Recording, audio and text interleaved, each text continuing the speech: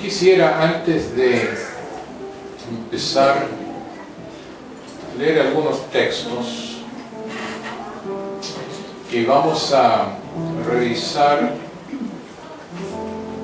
durante este encuentro. El primero se encuentra en Hechos capítulo 14. Dice que en ese momento llegaron de Antioquía y de Iconio unos judíos que persuadieron a la multitud para que apedreara a Pablo. Después de eso lo arrastraron y lo llevaron fuera de la ciudad, pues creían que estaba muerto. Pero los discípulos lo protegieron y Pablo se levantó y entró a la ciudad y al día siguiente salió con Bernabé para Derbe.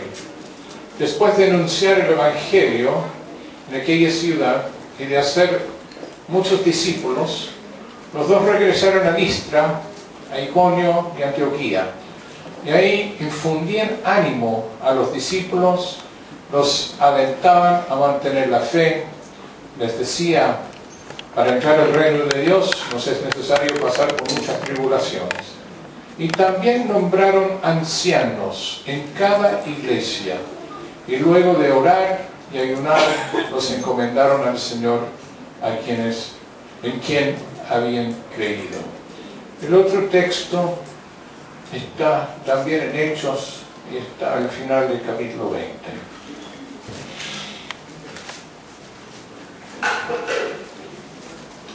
Donde Pablo, ya rumbo a Jerusalén, por última vez en su vida, encontramos este texto. Dice, versículo 17, desde Mileto, Pablo envió un mensaje a los ancianos de la iglesia de Éfeso para que se reunieran con él. Cuando los ancianos llegaron, les dijo: ustedes saben cómo me he comportado todo el tiempo, desde el primer día que entré en Asia. Saben que he servido al Señor con toda humildad y con muchas lágrimas, y que he sido puesto a prueba por las intrigas de los judíos. También saben que no me he negado a serles útil, y que en público y en las casas he anunciado y enseñado a los judíos y a los no judíos que deben volverse a Dios y tener fe en nuestro Señor Jesucristo. Ahora voy a Jerusalén, llevado por el Espíritu, pero no sé lo que ahí me espera, a no ser lo que el Espíritu Santo me ha confirmado en todas ciudades de que me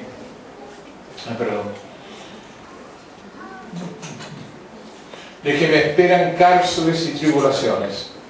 Pero eso a mí no me preocupa, pues no considero mi vida de mucho valor con tal que pueda terminar con gozo mi carrera y el ministerio que el Señor Jesús me encomendó, de hablar el Evangelio y de la gracia de Dios. Y yo sé que no volveré a ver a ninguno de ustedes, entre quienes he estado proclamando el reino de Dios. Por lo tanto, puedo asegurarles que estoy limpio de la sangre de todos, pues no me he negado a anunciarles el plan de Dios. Yo les ruego que piensen en ustedes mismos y que velen por el rebaño, sobre el cual el Espíritu Santo los ha puesto como obispos, para que cuiden de la iglesia del Señor, que Él ganó por su propia sangre. Yo sé bien que después de mi partida vendrán lobos rapaces, que no perdonarán el rebaño. Aún entre ustedes mismos algunos se levantarán y con sus mentiras arrastrarán tras de sí a los discípulos.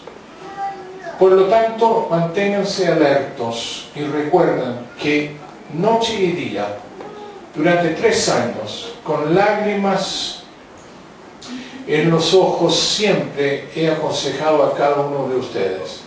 Ahora los encomiendo a Dios y a su palabra de bondad, la cual puede edificarlos y darles herencia prometida con todos los que han sido santificados. No que he codiciado la plata, ni el oro, ni el vestido de nadie.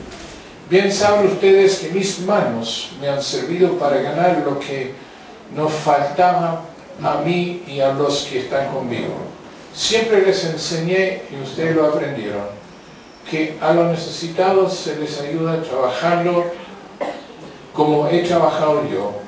Y recordando las palabras del Señor Jesús, que dijo, hay más bendición en dar que recibir.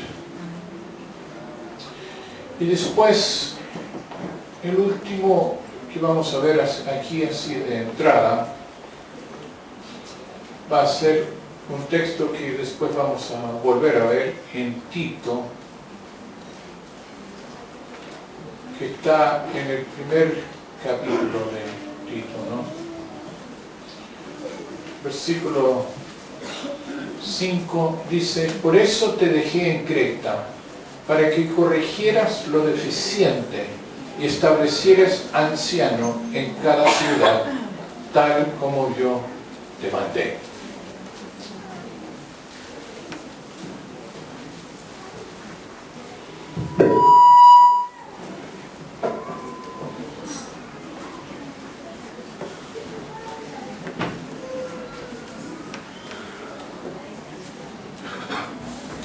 Hoy día nos juntamos precisamente para establecer dos ancianos y para reconocer otro. Para empezar, nosotros reconocemos algo que para nuestra conciencia es fundamental. Es que nosotros, por nosotros mismos, nada podemos hacer. Hay que partir entendiendo que nosotros somos obra del gran Alfredo. Somos obra de Él.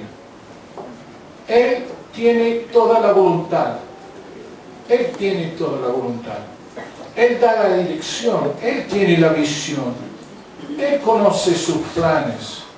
Incluso que ha revelado algunos a nosotros, mas no todos. Él hace el trabajo como mejor Él le parece. Nadie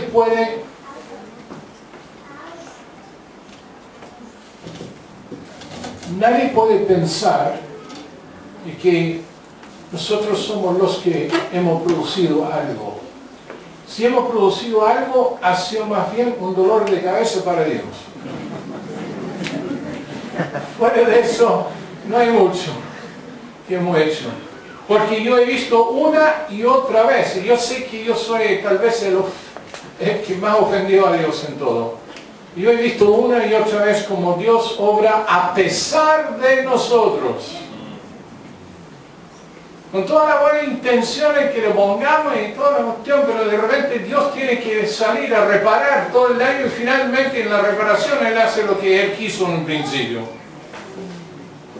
Hasta ese extremo nosotros podemos entender que es Él que obra en nosotros. Y esto se puede tomar de dos maneras. Se puede tomar individualmente, viendo la vida de cada uno de nosotros. Tú eres obra de Dios. Tú te puedes considerar inteligente, te puedes considerar espiritual, te puedes considerar macanudo, pero al final no eres nada. Sabes lo que Dios ha hecho en ti. Eres obra de Dios. Mejor reconocerlo así. Y mejor dar el honor donde corresponde.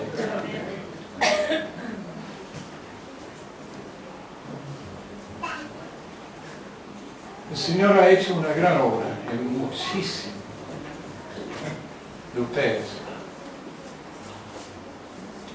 Y yo miro para atrás, incluso en mi propia vida, y yo digo, ¿dónde estaría si no fuera por Él?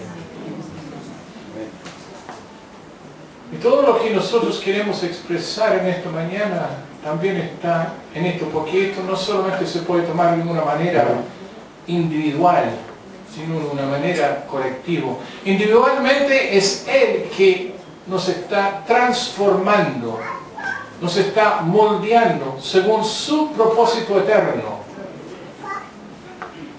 Nosotros no podemos nunca lograr el propósito eterno en nosotros mismos. No tenemos la capacidad.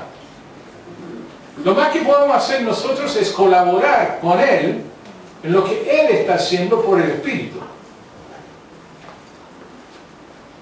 Y también como congregación, la comunidad también es obra de su mano, creciendo en gracia y en poder.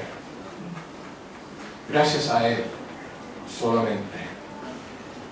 Estamos en formación, estamos avanzando, según su dirección, según su propósito. La comunidad nunca va a ser más de lo que Él quiere que sea. Y ojalá nunca vaya donde Él no quiere que vaya. Creo que tenemos que siempre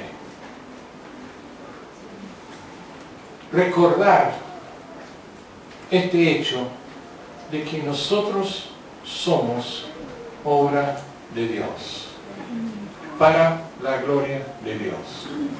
Y si algo positivo resulta de todo esto, es porque Él lo hizo, y muchas veces a pesar de nosotros.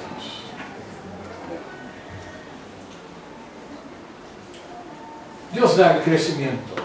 Como congregaciones, como comunidad, estamos creciendo. Gracias a Él. ¿Ah? Es que como Pablo dice en Corintios, es Él que da el crecimiento, y no nosotros, ¿no? El crecimiento en madurez. Hoy estamos frente a un hecho, un evento histórico, en el sentido de que Dios ha puesto en nuestro corazón apartar a más hombres para este trabajo que Él nos ha dado. Hay mayor madurez, hay personas que están en condiciones de asumir esto. También crecimiento en fe, en creer. ¿Sabe que muchas veces lo más difícil para nosotros no es hacer la obra de Dios, es creerle a Dios? Y estamos creciendo también en eso. Hay mucha palabra del Señor que estamos creyendo, pero eso es la parte difícil, porque su palabra siempre va a exceder nuestra capacidad de poder comprenderla. Siempre hay que creer. Hay un crecimiento. Hay un crecimiento en cifras, aun cuando nosotros no nos fijamos mucho en eso, porque de repente empieza a alimentar el ego, ¿no? Empieza a alimentar la parte que no hay que alimentarla. Pero el libro de Hechos está lleno de hechos, de cifras, de números. Y los historiadores fueron escribiendo este libro como un testimonio para todas las edades. Y dentro de ese testimonio hay cifras, hay números, hay estadísticas, hay nombres específicos. Y también Dios está dando crecimiento en eso también en la congregación. Hemos crecido no solamente en número de comunidades, ya siendo 4, la gracia de Él, sino se está orando por otras manifestaciones de esta misma parte del pueblo, en otros sectores de nuestra ciudad y también en otros pueblos cercanos. Hay por lo menos 2 lugares donde ya estamos orando para abrir una obra nueva.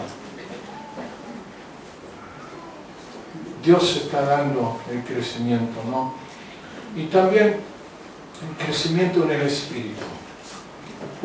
Eso es lo que más deseamos. Hemos visto que ha habido un crecimiento desde un tiempo hasta acá, ¿no es cierto? Los pastores mismos pueden dar testimonio de esto, ¿no? Los encargados de obra también. Que hay un crecimiento, pero más queremos crecer también en el Espíritu. Mucho más. Pero gracias a Él, Él está dando el crecimiento en estas áreas. Los ancianos. En los textos que leí, Pablo decía que Él designaba ancianos en la ciudad, en todas las iglesias. La ciudad, ¿qué hacen los ancianos? ¿Qué son? ¿Qué son? ellos. ¿Y qué hace un anciano? Ahora, anciano en este sentido, ojo, no quiere decir que el viejito, aun cuando sí hay algo relacionado, y no es un neófito.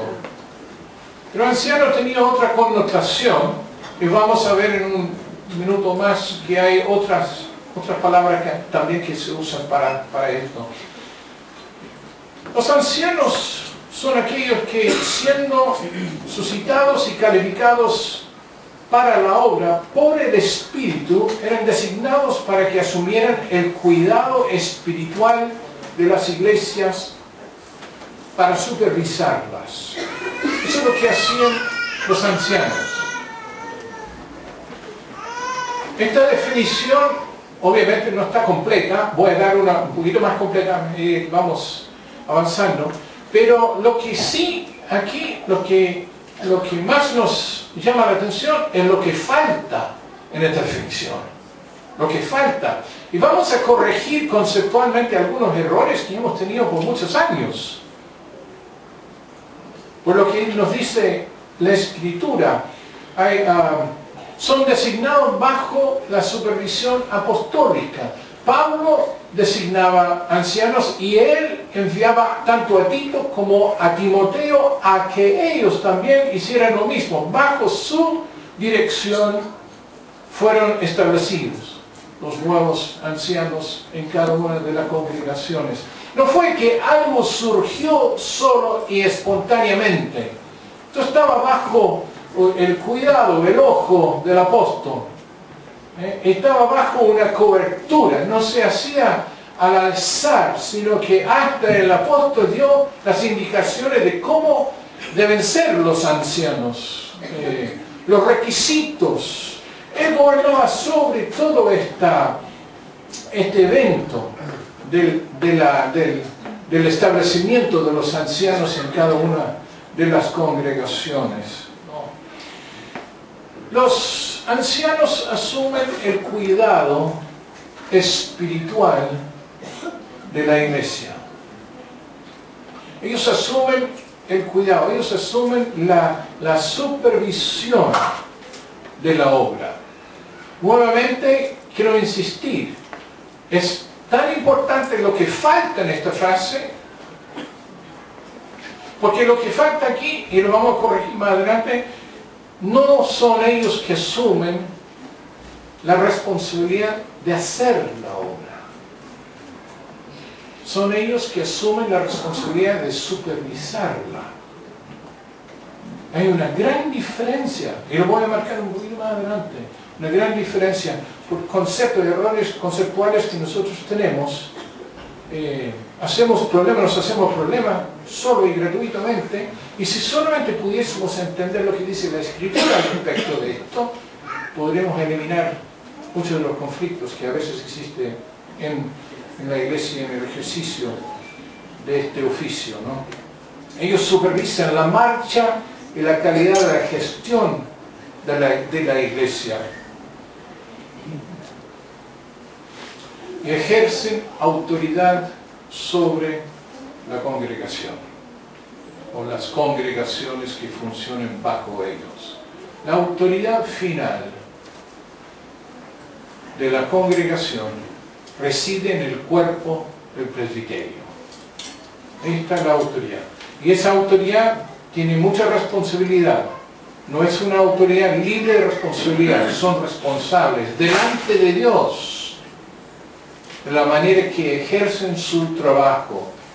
Y en este de la autoridad también ejercen autoridad en la administración de la congregación. Es una autoridad que puede ser delegada. Por ejemplo, supongamos, nosotros en este momento estamos atendiendo a un grupo chico en Cabildo. Yo voy, pero no voy siempre. Delegué parte de esa responsabilidad en manos de otro hermano. Esa autoridad puede ser delegada, pero siempre una autoridad delegada, el responsable final es quien delegó, ¿no? Eso en cuanto a la economía. Nosotros podemos delegar, y de hecho lo hemos hecho. Yo soy muy partidario de que la economía debe estar en manos de los que tienen la gracia para manejar la cuestión. Y sobre todo si hay personas dentro de la congregación que tienen dedos para el piano, hay que darle el trabajo. Pero es una responsabilidad delegada, es una autoridad delegada, no es el responsable final, somos los presbíteros, es lo que sucede. Y en eso y otros temas más, ¿no? Pero ellos tienen la palabra final en cuanto a la autoridad. Ahora, esto de los ancianos también tiene otro término que es obispos o supervisores, que nos ayuda un poco también a entender un poco más qué es lo que hacen. ¿Qué hacen estos ancianos? Aquí doy algunas pautas con sus textos, lo pueden anotar para leerlos después. No voy a tomar el tiempo de leer todos los textos en esta mañana porque sería muy larga la reunión, ¿no? Primeramente, Timoteo 3:5, los ancianos están para gobernar y cuidar. No solamente gobernar, sino cuidar. Es muy importante notar eso, lo que dice Pablo ahí a Timoteo. En 1 Timoteo 5 están para gobernar, predicar y enseñar. Ellos tienen una palabra, la palabra sana. Ellos son ellos que tienen que sanar. Pablo, a mí me gusta lo que dice Pablo aquí en este texto, dice que son ellos que tienen que sanar con la sana doctrina para tapar la boca de los que quieren engañar. Eso me gustó. Porque ¿cómo se tapa la boca de los rebeldes? Se le aplica disciplina y se le echa para afuera. No. Se tapa la boca con la sana enseñanza, con la sana doctrina. Los ancianos gobiernan por la palabra y con la palabra. No hace falta más. Es un gobierno de palabra. Porque es la palabra de Dios que tiene el poder. El poder no reside en el anciano, reside en la palabra que él tiene. Porque si él está equivocado en la palabra, hasta él necesita ser puesto bajo esta autoridad y corregido. De manera que no reside la autoridad intrínsecamente en él, sino en la palabra que él lleva. Así dice Pablo en este texto. También los ancianos tienen a su cargo la obra de la iglesia, a su cargo la obra, pero hay una gran diferencia, y lo vamos a marcar un poquito más adelante, ¿no? Él está para exhortar, como dice en Tito también, con una sana enseñanza, y también en 1 de Pedro, y este es un texto sumamente interesante porque Pedro es un apóstol, pero él dice, anciano como yo. Entonces, aparentemente dentro del grupo de ancianos habían múltiples ministerios, o por lo menos 2 o 3, o 4, no sé. Y él, dentro de este marco de ser anciano en alguna iglesia, en alguna congregación local, y él está dando una instrucción de lo mismo, dice que estaba para cuidar, para servir y para ser ejemplo. Siempre hemos dicho, la iglesia no carece de palabra, sino de modelo.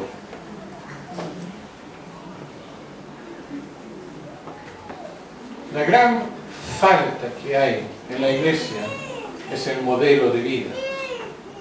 Justificadamente muchas veces la gente del mundo nos critica a nosotros por decir una cosa pero vivir otra. No. El modelo. Pablo dice que, Pedro dice que los ancianos están para ser modelos, ejemplos para el resto. De manera que el resto de la congregación puede mirar y revisar la vida de estos hombres, imitar su vida, imitar su fe, en la plena convicción de que al imitarlos están en el centro mismo de la voluntad de Dios para su vida. No hace falta más explicación. Puede vivir como Él vive y estar en la plena voluntad de Dios. Hay que ser ejemplo. Ahora, hay algunos conceptos algunos errores que a mí me gustaría tomar la molestia y tu tiempo para poder corregir algunos. De partida, y yo creo que este es el tema que más va a sacar roncha, ¿no? Ninguna parte de la Biblia a los ancianos o a los presbíteros se le dice pastor. Ninguna parte. Eso no está. He luchado por años con esta cuestión. Insisto, y mis hermanos lo entienden, pero en ninguna parte de la Biblia se le dice pastor.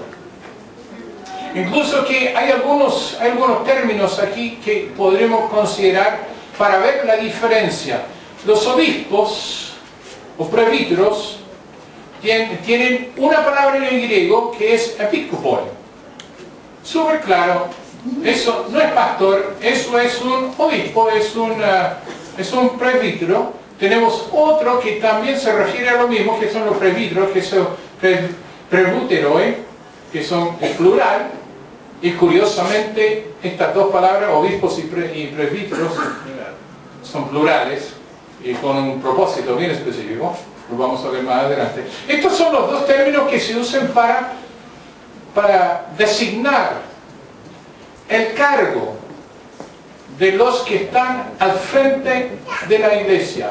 Y un término que no se usa nunca es precisamente el término pastor. El término poimen no se usa en el griego, en el Nuevo Testamento, jamás para referirse a los hombres que están al frente de la congregación en su función de gobierno. Esa palabra no se usa nunca. Ahora,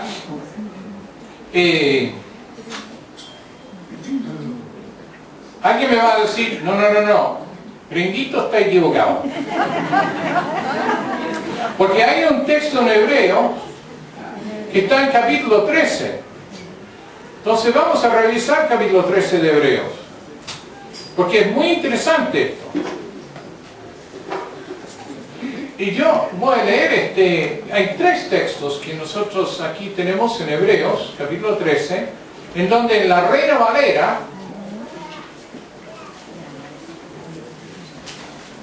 y solamente en la Reina Valera dice pastores. Dice en versículo 7, acuérdense de sus pastores. 17. El versículo 7. Hebreos 13, 7. 13, 7. Dice, acuérdense de sus pastores que les dieron a conocer la palabra de Dios. Piensen en los resultados de su conducta e imiten su fe. Esa palabra no es poimen. Esa palabra es hegeomai. ¿Y qué significa eso? Esa palabra, literalmente traducido, significa dirigentes. Como los dirigentes de los sindicatos. Como los dirigentes de algún club deportivo. Esta es la palabra. Los que están al frente con responsabilidad de autoridad, los que llevan la delantera. Así que casi todas las demás versiones o usan la traducción dirigente o líder. Si mal no recuerdo y alguien me puede corregir, ¿quién tiene la nueva versión internacional? ¿Qué dice? Dirigentes. La palabra de Dios para todos. ¿Dirigente dice? Creo que dice líderes. Líderes o dirigentes. ¿Cuál es el tema aquí? ¿Y por qué la Reina Valera lo traduce pastores? Buena pregunta. Es por tradición. No es por interpretación. Aquí, en vez de traducir esta palabra, se metieron en la exégesis de la palabra. Es decir, darle el significado de la palabra. Pero la palabra original no es pastor. En ninguna parte del Nuevo Testamento se le dice a los ancianos, obispos, presbíteros, en ninguna parte se le dice pastor. Y uno dice, ¿y por qué? Porque ahí hay una confusión de términos. Pastor es un ministerio. Pablo lo nombra en Efesios, ¿no es cierto? Con los 5 ministerios que él menciona: apóstol, profeta, evangelista, pastor y maestro. Estos son funciones ministeriales con gracia y dones ministeriales para ese trabajo. Y eso se le reconoce a medida que se vaya surgiendo en la vida de los que ejercen esa gracia. De manera que uno que pastorea a la gente es un pastor. Y uno que profetiza es un profeta. Y otro que evangeliza y Dios respalda su trabajo y gana gente para el Señor es un evangelista. Uno que enseña con claridad, uno que tiene esa habilidad para transmitir la palabra correctamente y con autoridad, es un maestro. Pero los presbíteros son de otra clase. Eso es un cargo en la iglesia, no es un ministerio en la iglesia. Por eso no se le dice pastor. Ahora, lo más lógico, y yo creo que la historia me da la razón en esto, lo más lógico que es la mayoría de los presbíteros van a ser pastores, coincidentemente. Pero no por ser pastor van a ser presbíteros, porque nosotros aquí tenemos muchos pastores. Yo iba a hacer algo, pero no lo voy a hacer porque ya por miedo de dejar a alguien afuera. Sabe que eso siempre es malo, ¿eh? Pero yo iba a pedir por nombre que se pusiera de pie a varias personas acá que yo sé que están pastoreando gente. Y si lo hubiese hecho, de pie habrían estado sobre 40 personas, tal vez más. De los que están pastoreándonos, y yo digo nos, yo también recibo su pastoreo. Esos son los pastores. Y después iba a pedir que los presbíteros se pongan de pie. Y en este momento, y hasta media hora más, somos 5. Nada más, no 50. No sé si me explico. Lo que pasa es que hay gente que está trabajando con la gracia pastoral. Ellos son los pastores. Hay otros que están funcionando con la gracia de maestro. Ellos son los maestros. Hay otros que están, a través de todo esto, lo que hemos vivido, de abrir nuevas obras en los últimos años, hemos visto un surgimiento sorpresivo, muy grato, del ministerio de los evangelistas, que está dando resultados. Porque están trabajando como evangelistas. Ahora, pregunta, ¿un evangelista puede ser presbítero? Por supuesto. ¿Un maestro puede ser un presbítero sin ser pastor? Por supuesto. ¿Un apóstol puede ser presbítero? Pedro. Es el caso. ¿Un apóstol puede que no sea presbítero? Pablo es el caso. No tenemos ninguna mención de Pablo como presbítero, como obispo, como anciano. Porque él, su ministerio era tan itinerante de que no estaba en un lugar, en un sitio. Los presbíteros tienen autoridad sobre la iglesia local. Nunca llegó a ser presbítero Pablo. Qué pobrecito. Tratando de mostrar la diferencia entre las dos cosas.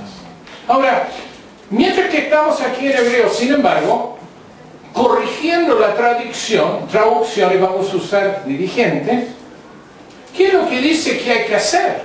Versículo 7 dice que hay que considerarlos, hay que meditar sobre ellos, hay que revisar sus vidas, hay que poner la lupa ahí. ¿Ah? Consideren sus vidas. ¿Y qué más dice? Imiten su fe. Hay que imitar la fe de estos hombres. ¿Qué dice en versículo 17?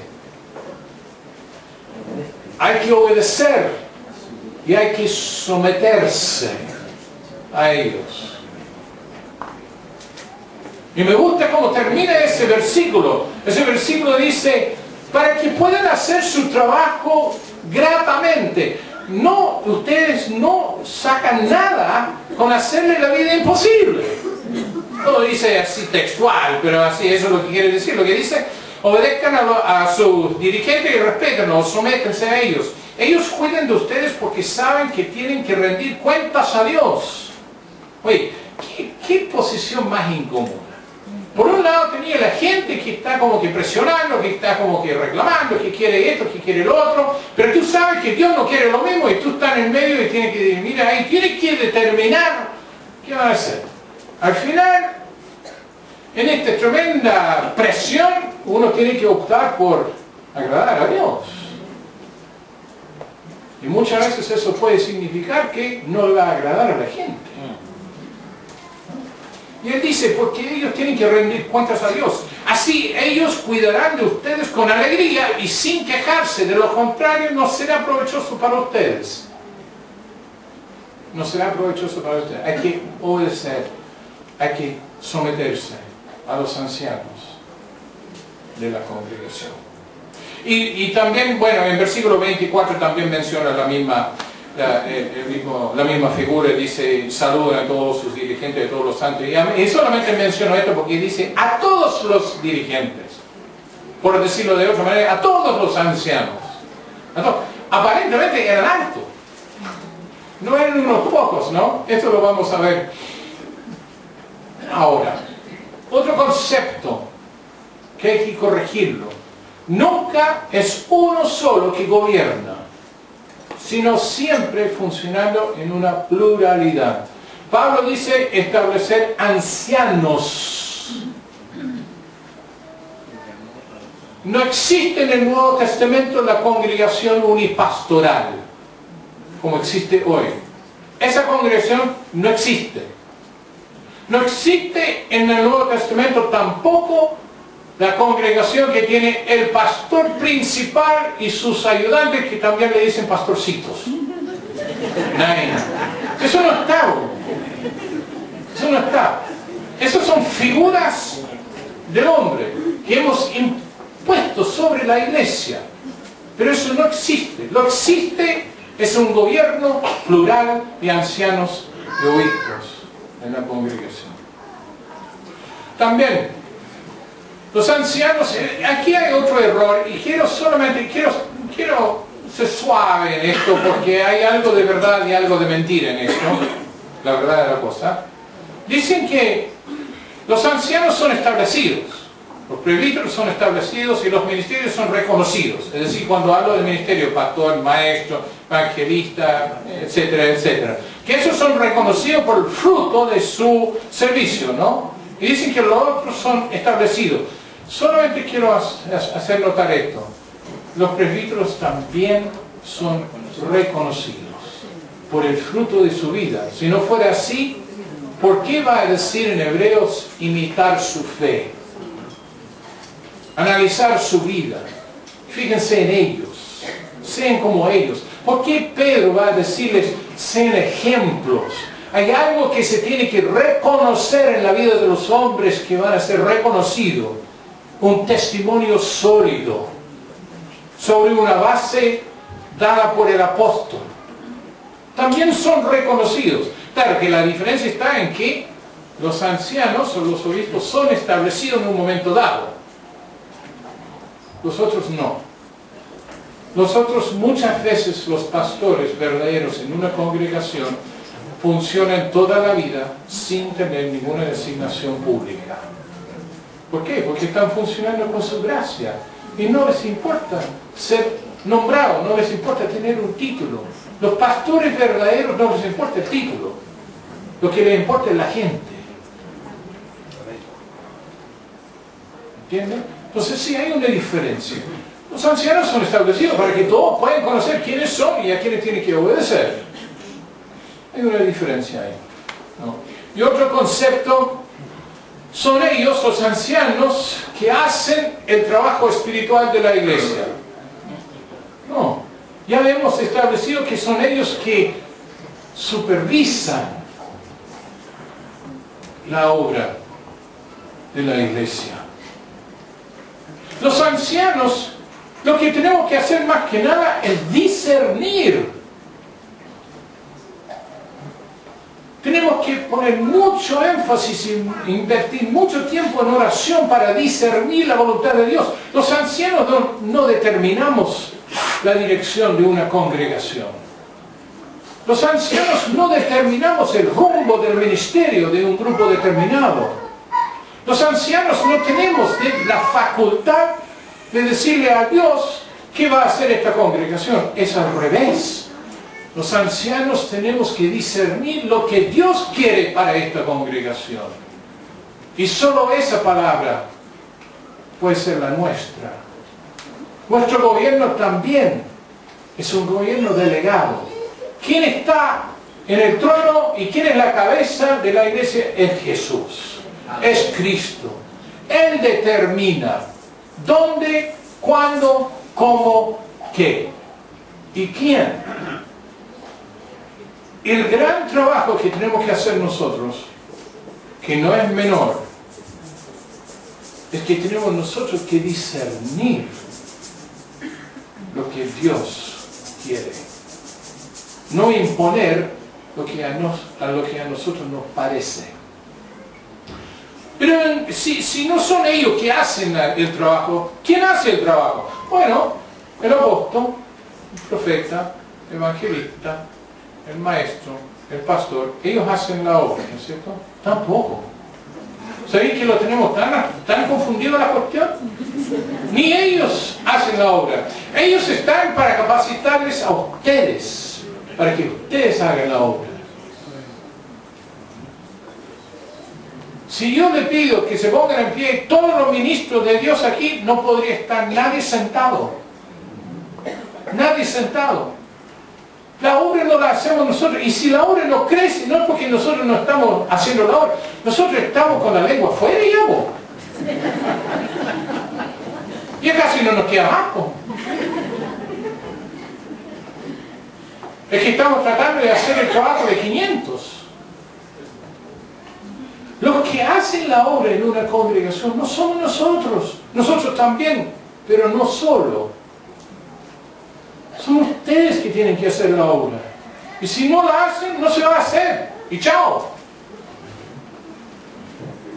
Pero cuando toda la congregación entiende que son ministros de Dios y están siendo capacitados para hacer el ministerio de la obra, según dice Pablo en Efesios, ahí todo el cuerpo ya es alimentado y crece y funciona, según la gracia, el don que cada uno ha recibido de parte del Señor. El trabajo nuestro es ponerles a ustedes a trabajar.